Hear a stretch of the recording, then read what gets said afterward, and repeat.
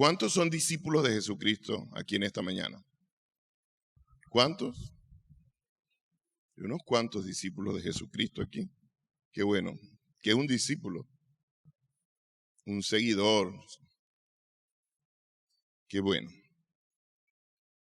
Voy a leer el extracto de una carta, se llama así, la carta de un joven comunista a su novia. Eso fue escrito en los años 60.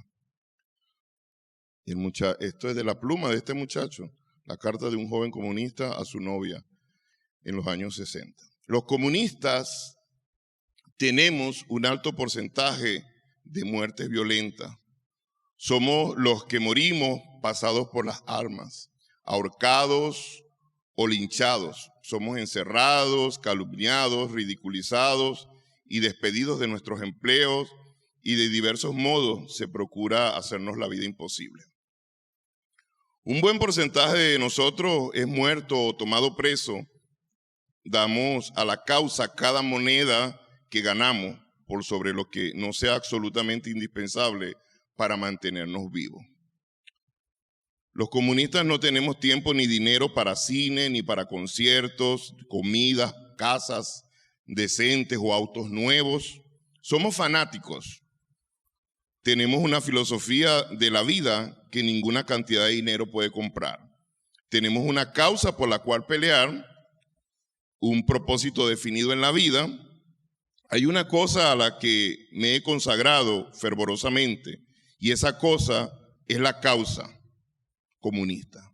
Es mi vida, mi negocio, mi religión, mi entretenimiento, mi novia, mi esposa, mi mujer, mi pan y mi carne.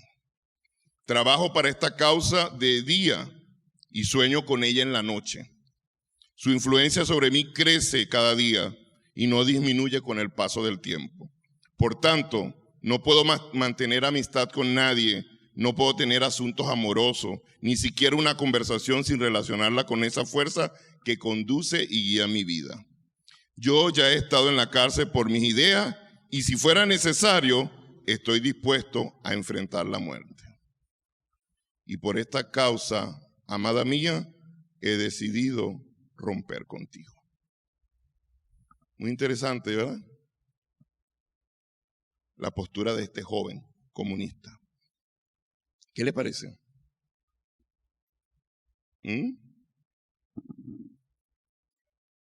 Parece que haya negación ahí, ¿verdad?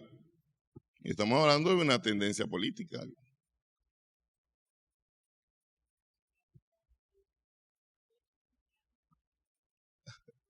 Cambiar la palabra cristiano. Interesante la postura de la hermana Arely allí. Muy interesante, de verdad. Si alguien llegara a pensar que esto que yo acabo de leer es ser radical, es que no ha leído los evangelios. Es que no ha leído los evangelios. Y lo que implica ser un discípulo de Jesucristo. Lo que implica seguir a Jesucristo. Y lo que Él exige. Lo que Jesucristo exige para que alguien diga que es discípulo de Él. Leamos, por favor, juntos en Lucas 14, versículos del 25 al 33. Lucas 14, versículos del 25 al 33.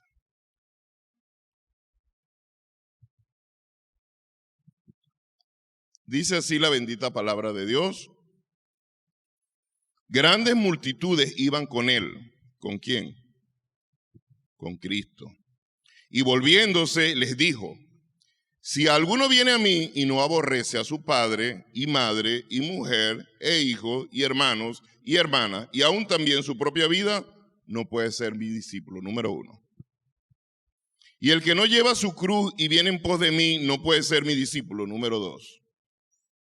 Porque ¿quién de vosotros queriendo edificar una torre no se sienta primero y calcula los gastos a ver si tiene lo que necesita para acabarla? No sea que después que haya puesto el cimiento y no pueda acabarla, todos los que lo vean comiencen a hacer burla de él diciendo, este hombre comenzó a edificar y no pudo acabar. ¿O qué rey, al marchar a la guerra contra otro rey, no se sienta primero y considera si puede hacer frente con 10,000 al que viene contra él con 20,000. Si no puede, cuando el otro está todavía lejos, le envía una embajada y le pide condiciones de paz. Así pues, cualquiera de vosotros que no renuncia a todo lo que posee, no puede ser mi discípulo. Número 3. ¿Cuántas veces Jesús dice ahí en ese texto, no puede ser mi discípulo? 3 veces. Eso en la Escritura es interesante. Cuando usted va a interpretar la palabra de Dios, cuando ocurren cosas como eso es una reiteración. Y eso te dice claramente de qué se trata el pasaje. O sea, este pasaje se trata de quién puede ser discípulo de Jesucristo. ¿Quién puede ser discípulo de Jesucristo? Cuando nosotros leemos los evangelios, debemos tener en cuenta que ellos no son una biografía cronológica, no es solamente un registro cronológico meramente para asentar y que no se pierda la información, sino que más bien los evangelios son como una biografía teológica de la vida y el ministerio de nuestro Señor Jesucristo. Eso, cuando usted se acerca a leer los evangelios, usted se acerca a ver la vida y el ministerio de nuestro Señor Jesucristo. Sí, son relatos que están como finamente entretejidos, aunque parezcan distintos uno del otro. Y esto es muy importante entenderlo si es que pretendemos ser fieles al texto bíblico y si queremos decir realmente qué es lo que quiso decir el autor y en consecuencia que podamos hacer una buena interpretación del texto. Esto hay que tenerlo presente cuando nos acercamos a leer los evangelios. Dicho esto, vamos a ponerlo en práctica. Y antes de entrar de lleno en el texto que acabamos de leer y que nos ocupa en esta mañana, veamos el contexto del pasaje. ¿Qué es lo que está pasando antes de esta porción que nosotros acabamos de leer? Para poder comprender. En los versículos del 1 al 24 de este mismo capítulo 14, del contexto anterior, nosotros encontramos al menos 3 escenas.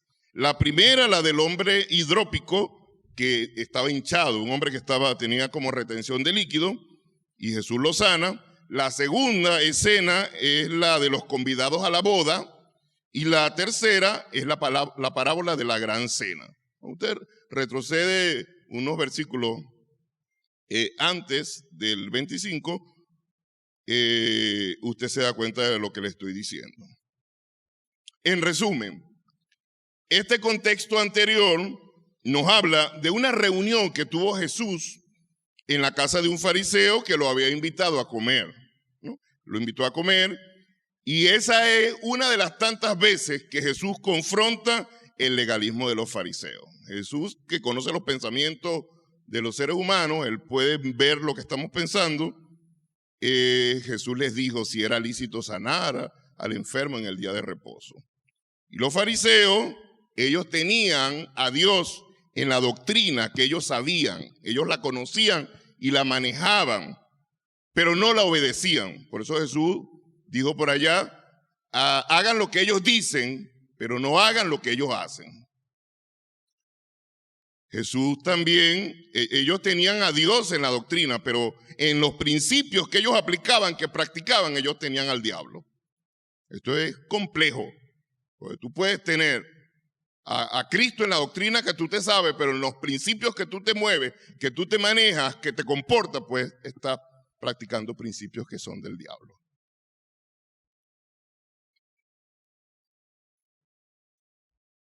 Por eso Jesús en otra oportunidad les dijo, ustedes son de su padre el diablo, ¿se recuerdan? Jesús les dijo cosas muy fuertes, sepulcros blanqueados, víboras, serpientes. Yo creo que las cosas más fuertes se las dijo fue a los fariseos.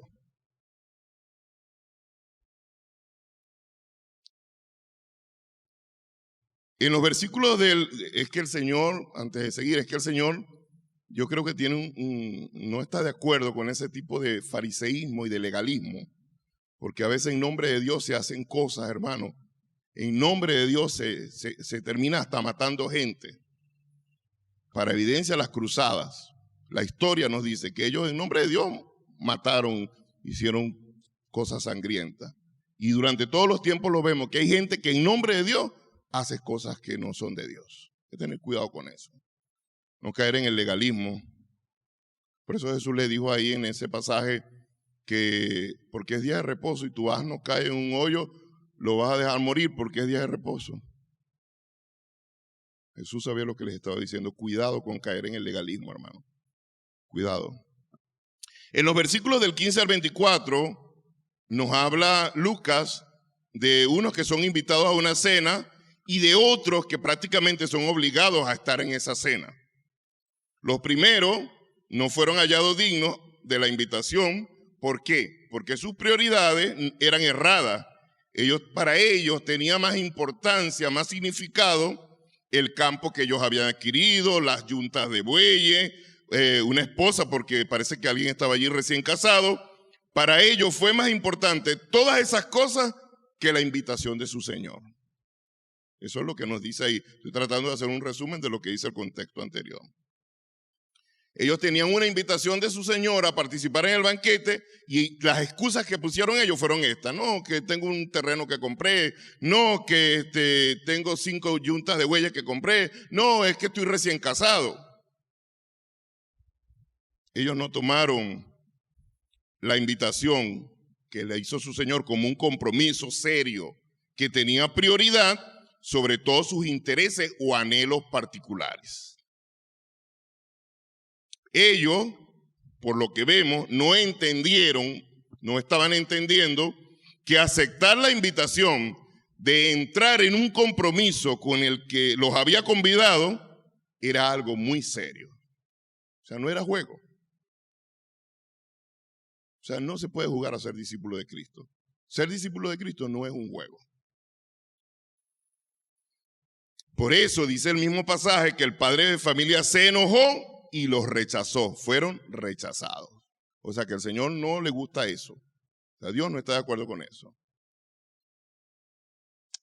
Los segundos, el otro grupo, quedaron estupefactos, muy sorprendidos, porque de pronto se vieron en un banquete y a ellos no los habían invitado, sino así como porque el Señor dijo, bueno, estos que yo los invité y oye, que les hice la deferencia de invitarlos, rechazaron, no vinieron, están ocupados, yo no soy su prioridad, bueno, busquen por las calles, vayan y traigan los invitados. Ellos se quedaron sorprendidos, este segundo grupo, porque tampoco eran dignos de haber sido convidados. Ni los unos ni los otros eran dignos. Y ahora, aquí en el pasaje que leímos, del 25 al 33, podemos ver cómo está relacionado y por qué Lucas señala que Jesús se volteó y le dijo a la multitud. Para que Jesús se volteara era que algo anteriormente estaba pasando. Le dijo a la multitud cómo debían ser sus discípulos y lo que él demandaba de ellos. Cuando tú lees el contexto, como acabamos de hacer ahorita, al menos esta revisión así panorámica, todo cobra sentido, todo cobra sentido. Y tú puedes ver por qué Jesús habla con tanta contundencia, porque este pasaje es uno de los pasajes duros, fuertes. Jesús habla claro. El Señor nunca habló a medias tintas. Y yo tengo un solo principio para compartir en esta mañana, que dice así: Cristo exige de sus discípulos un compromiso firme y total. Cristo exige de sus discípulos un compromiso firme y total. 3 cosas nos plantea Lucas aquí en este relato. 3 cosas. Cuando usted mira las escenas allí, cómo está construido, porque Lucas era un tremendo escritor, usted ve 3 cosas. De manera general, usted ve 3 cosas aquí. Primero, que debemos amar a Jesús por encima de todo lo demás. Eso es lo primero. Lo segundo es que debemos vivir para Él y morir a todo lo demás. Y tercero, debemos seguirlo a Él y desprendernos de todo lo demás. Todo el pasaje se trata de Jesús y de lo que debe hacer quien anhela ser discípulo de Jesucristo. Pero ¿qué está pasando en esta escena del capítulo 14, versículos del 25 al 33? Jesús se encuentra de camino a Jerusalén y va a celebrar la Pascua, su última Pascua en su ministerio, en su vida terrenal. Se encuentra de camino a Jerusalén y por supuesto a la cruz, porque el capítulo 9 nos dice que él llevaba cara como de ir a Jerusalén. O sea, lo que Lucas quería decir era que ya él sabía a lo que iba. La multitud piensa que Jesús está de camino a Jerusalén para ser coronado. Y ellos ahí están vitoreando a Jesús, seguían a Jesús. Seguramente la mayoría de los seguidores eran peregrinos que también iban de camino a Jerusalén para la celebración de la Pascua. Y ellos ven a Jesús como un ganador. Los mismos evangelios dicen que muchas veces quisieron hacer a Jesús rey, levantarlo y todo, porque no habían comprendido. Ellos pensaban que el reino de Jesús era de este mundo y que Jesús venía para quitar el imperio romano. Ese era el pensamiento humano, carnal. Pero el reino del Señor es un reino espiritual, no es un reino terrenal. Ahí está la confusión. Y todavía yo creo que en el presente se batalla con eso. Cuando nosotros no tenemos claro de que es un reino espiritual, entonces nosotros pensamos carnalmente y lo vemos en función de las cosas que ocurren acá en la tierra. Ellos piensan que Jesús va de camino a Jerusalén para ser coronado, consideran a Jesús como un ganador, le siguen para ganar ellos también. Bueno, si Jesús gana, yo gano también. Pero Jesús enseña en este pasaje que el discipulado va acompañado de un precio muy alto. Ser discípulo de Jesucristo conlleva un precio muy alto, hermano. Y ese estándar no lo podemos bajar. ¿Por quién lo puso? Cristo. Entonces, hermano, usted y yo no podemos bajar ese estándar. ¿O sí podemos? No, lo puso Cristo. Jesús enseña entonces que el llamado a ser sus discípulos conlleva un precio muy alto. Los que aspiran a seguir a Jesús tienen que considerar el precio antes de asumir seguirlo y antes de ser sus discípulos. ¿Ves que Jesús no está diciéndole a nadie, venga, una cosa así, oferta, corre? No, Jesús no está haciendo. Jesús habla claro. Esa es una de las mentiras de la prosperidad. Esa es una de las mentiras, uno de los argumentos con los que usted puede desmontar la teología de la prosperidad. Que te dicen, recibe a Cristo y vas a ser un campeón, recibe a Cristo y se te van a acabar los problemas, recibe a Cristo y no te vas a enfermar más, recibe a Cristo y vas a ser prosperado financieramente. Ese es uno de los errores de la teología de la prosperidad. Nos van a ocurrir muchas cosas cuando estamos con Cristo buenas, pero también, hermano, va a ser un camino difícil. Porque Jesús dijo, en este mundo tendréis aflicción, pero no teman, porque yo he vencido.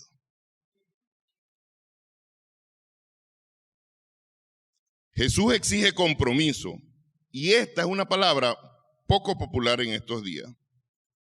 Jesús no hace fácil el discipulado, que es lo que a veces nosotros hacemos.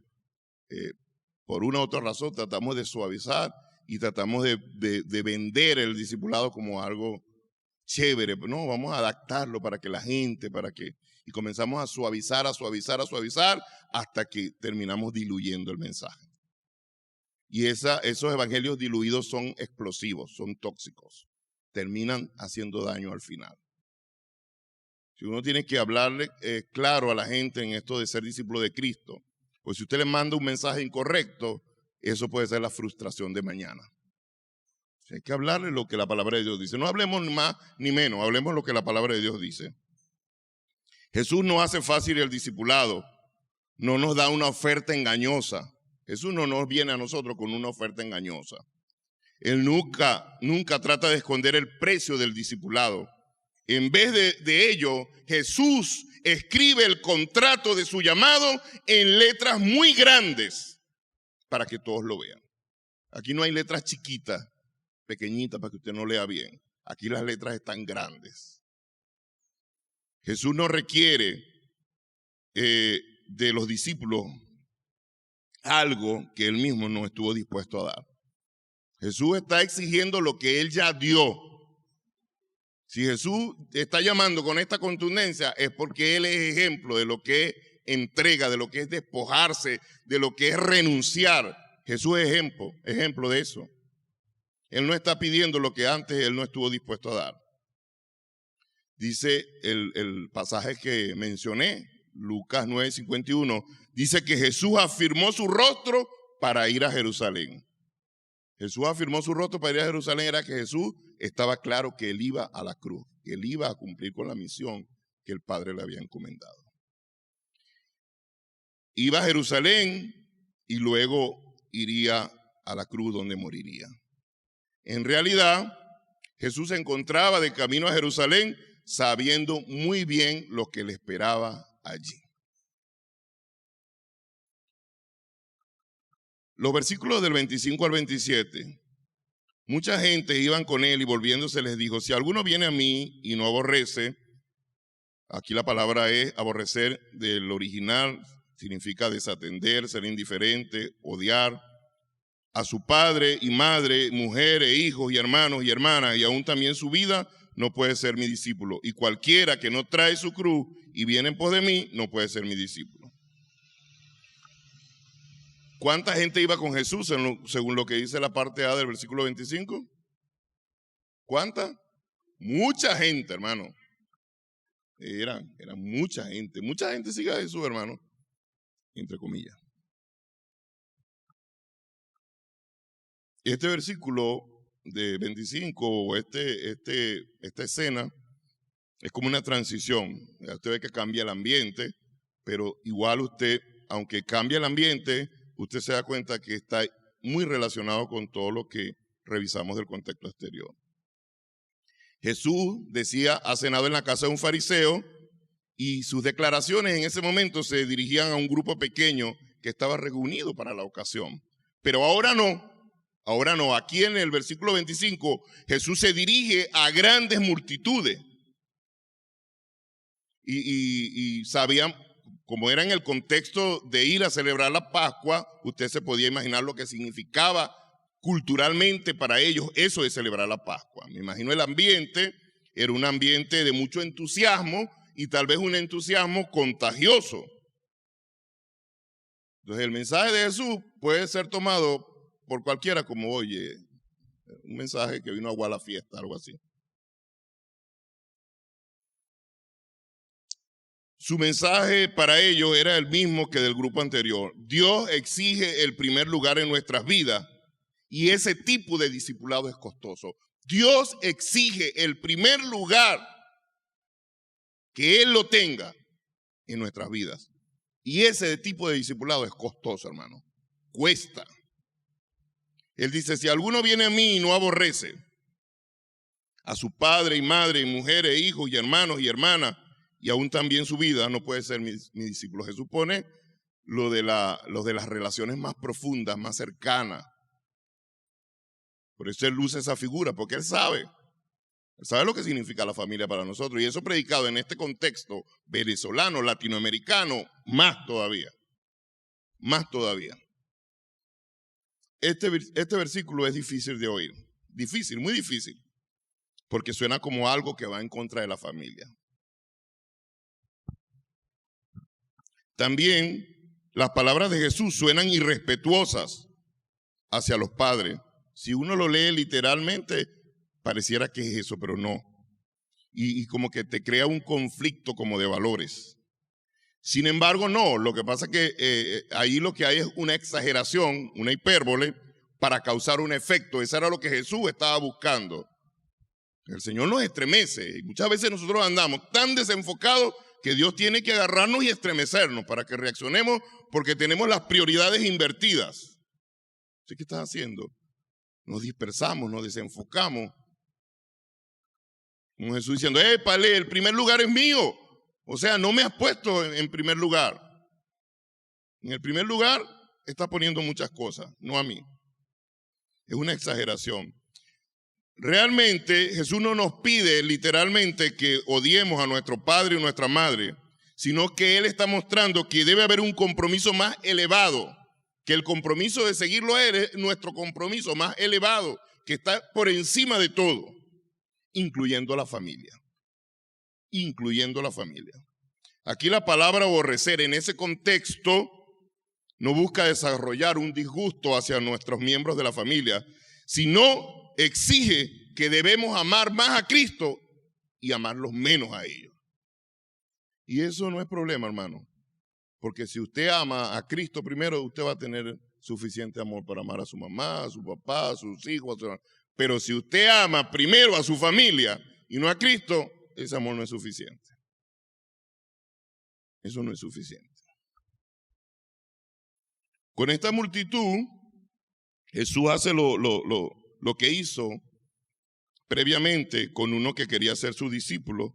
¿Se recuerdan aquel hombre que Jesús le dijo en el 9:57 de Lucas? Dice, las zorras tienen cueva, las aves de los cielos nidos, mas el Hijo del Hombre no tiene donde recline la cabeza. A otro que primero quería enterrar a su padre le dijo, deja a los muertos que entierren a su muerto.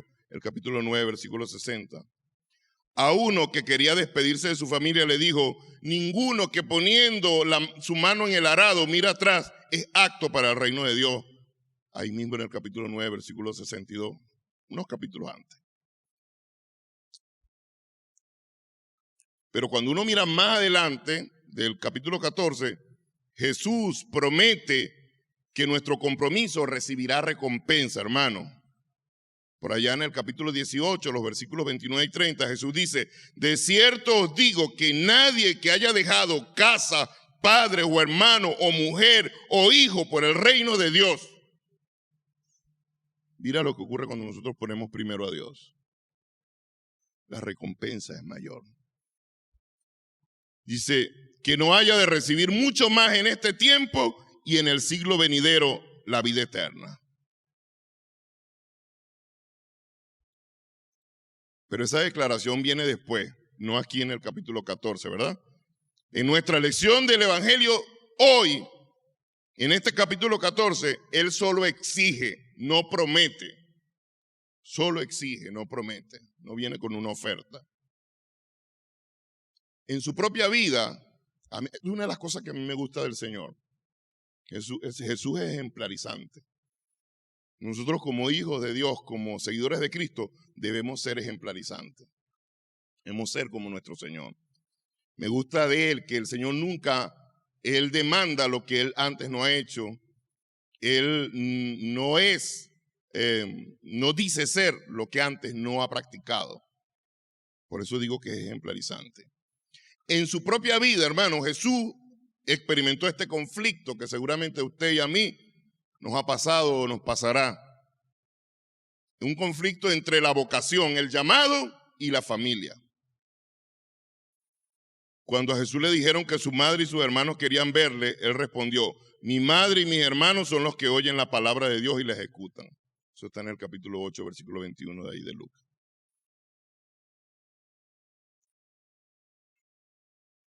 Y cualquiera, dijo Jesús, y cualquiera que no trae su cruz y viene en pos de mí, no puede ser mi discípulo. Bueno, hermano, Jesús te está haciendo una invitación a ir a la cruz. No te está invitando a ir a la playa, no te está invitando a ir un día de campo, te está invitando a ir a la cruz. Esa es la invitación de Jesús.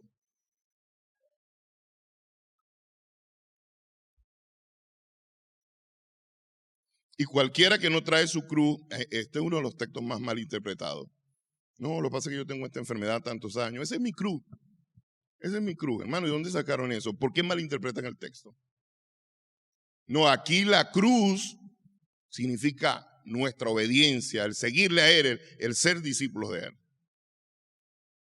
Las enfermedades, las cosas que nos ocurren, bueno, esas son las pruebas, hermano. Las tribulaciones, las cosas que mientras estemos aquí en esta tierra estamos expuestos. Eso se acabará cuando estemos en el cielo, que ya no habrá más llanto ni más lágrimas, ya. El Señor mismo va a venir con su pañuelo y nos las va a secar. ¿Se imagina eso? Ya no vamos a llorar ni vamos a sufrir más, ¿no? Todo eso va a pasar. Pero Jesús te está haciendo una invitación a la cruz, hermano, a morir con Él. Porque todas estas cosas se resumen en morir. ¿Por qué usted cree que el apóstol Pablo dice, con Cristo estoy justamente crucificado? Ya no vivo yo, sino que vive Cristo en mí. Él está diciendo, bueno, yo tuve que ir a la cruz y morir con Cristo. Jesús, esa es la invitación que nos está haciendo el Señor. Y en este versículo 26, Jesús nos pide aborrecer hasta nuestra propia vida. Pero ahora en el 27 pide que llevemos nuestra cruz, que vayamos con Él a la cruz. La cruz es un instrumento de muerte, significa sacrificio. Cuando usted ve la palabra cruz en la Escritura, eso es símbolo de entrega, de sacrificio, de muerte. Y Lucas escribe a cristianos que saben lo que significa cargar una cruz. De repente para nosotros se nos hace algo que no lo comprendemos profundamente, pero en ese momento, en su contexto cultural, ellos sabían lo que significaba ir a la cruz.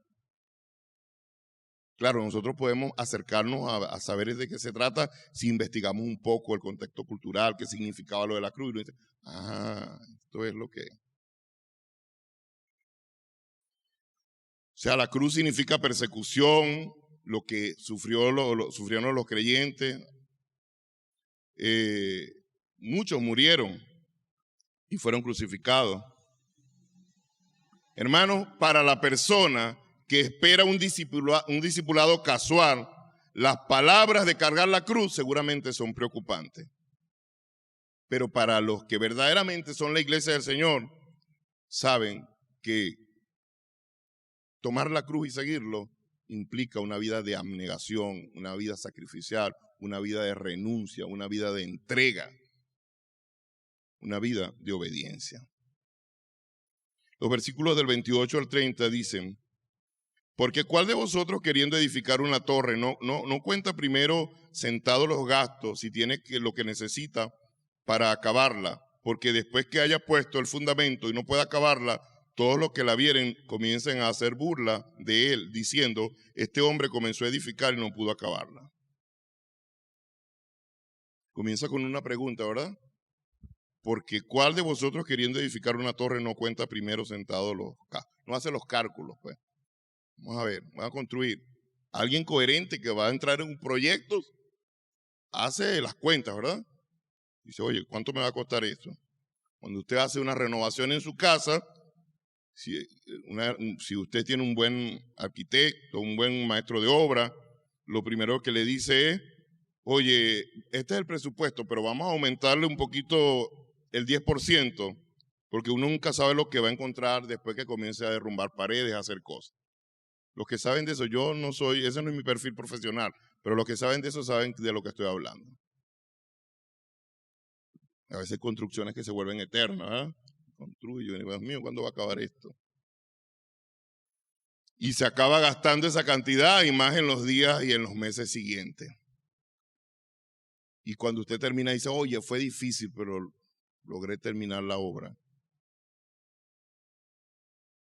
Uno sabe como cristiano que va a ser difícil este camino de seguir a Cristo, pero a veces uno ni se imagina cuánto realmente le va a costar el proceso. Es duro.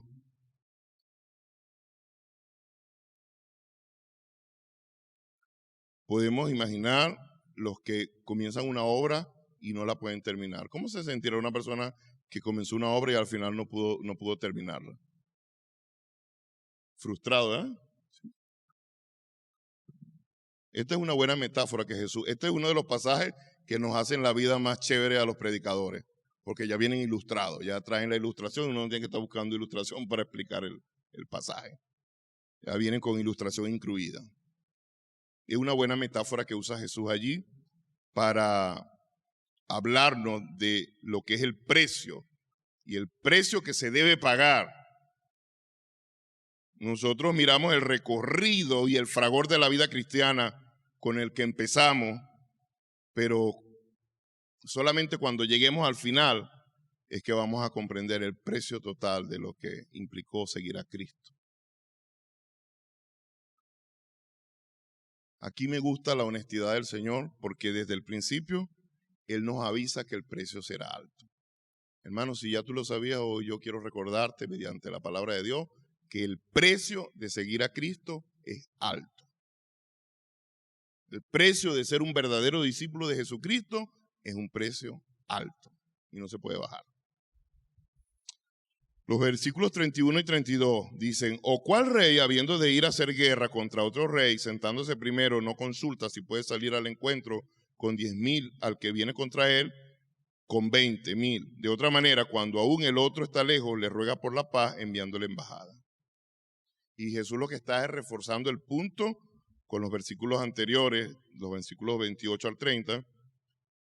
Es como decir, no empieces hasta que hayas calculado y asesorado la probabilidad de ser éxito. Imagínense a Jesús volteándose. ¿Ustedes quieren ser cristianos? ¿Verdaderamente ustedes quieren ser cristianos? Imagínense. Sí, calculen el costo. O sea, piénsenlo bien. Porque no se puede jugar a ser discípulo de Jesucristo. Ser discípulo de Jesucristo no es un pasito para adelante, un pasito para atrás. Un día estoy, un día no estoy, un día me comprometo, otro día no me comprometo. Sí, Señor, bueno, Señor, lo que pasa es que.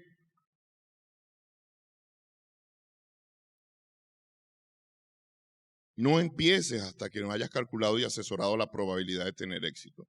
Planifica con cuidado para evitar la desilusión. Prepárate, a no sea que luego te encuentres en medio de frustración y un desastre en tu vida.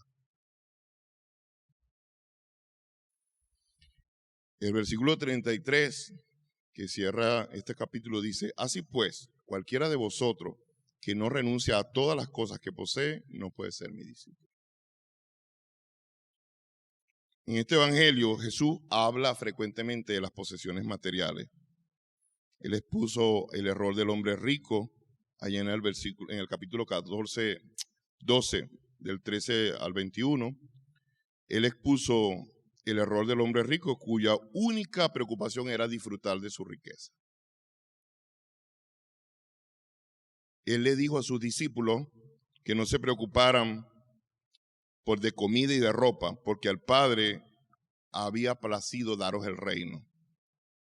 Se vended lo que poseéis y dar limosna, haceos bolsas que no se envejecen. Capítulo 12, 22 al 34. Él requirió del joven regidor o cobrador de impuestos que vendiera sus posesiones y se las diera a los pobres. Capítulo 18, versículos del 18 al 25. Este era Zaqueo. Y Zaqueo mostró su arrepentimiento, comprometiéndose a redimir cualquier falta de honestidad previa, pagando hasta 4 veces esa cantidad.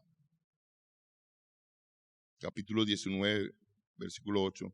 Jesús advierte, no puedes servir a Dios y a la riqueza. Capítulo 16, versículo 13. Y el mensaje es claro, hermano. Jesús quiere que nosotros ordenemos nuestras prioridades. Y nada más y nada menos que lo pongamos a Él en el primer lugar de nuestras prioridades. Amén. Cristo exige de sus discípulos un compromiso total. Amarlo a Él por encima de todos los demás, vivir para Él y morir a todos los demás, seguirlo a Él y desprenderse de todo lo demás.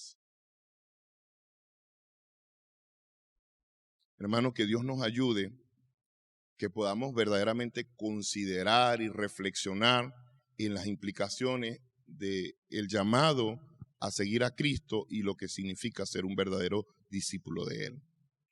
Que en esta mañana nosotros seamos retados a tomar decisiones en cuanto a ser un verdadero discípulo de Jesucristo. Que de verdad tomemos el reto de parte de Dios y digamos, sí, Señor, yo quiero ser un verdadero discípulo tuyo. De verdad, Señor, genuino, con esa claridad de saber cuál es el alto precio y el costo que el Señor exige.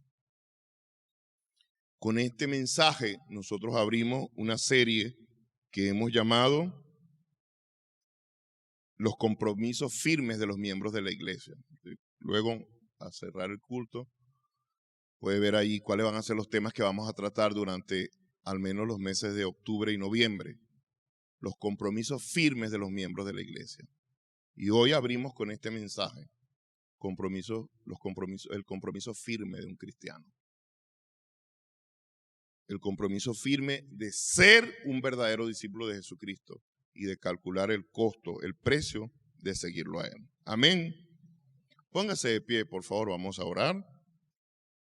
Y si hay un aspecto de este sermón que usted dice, oye, la partecita aquella tal, oye, eso es conmigo. Incline entonces su rostro allí, hable con Dios, allí dentro de su corazón, hable con Él sobre lo que usted entiende que Dios ha llamado su atención en esta mañana. Arregle sus cuentas con el Señor, Él está allí. Arregle sus cuentas con Él allí, dígale, Señor, ante tu palabra, ore a Dios.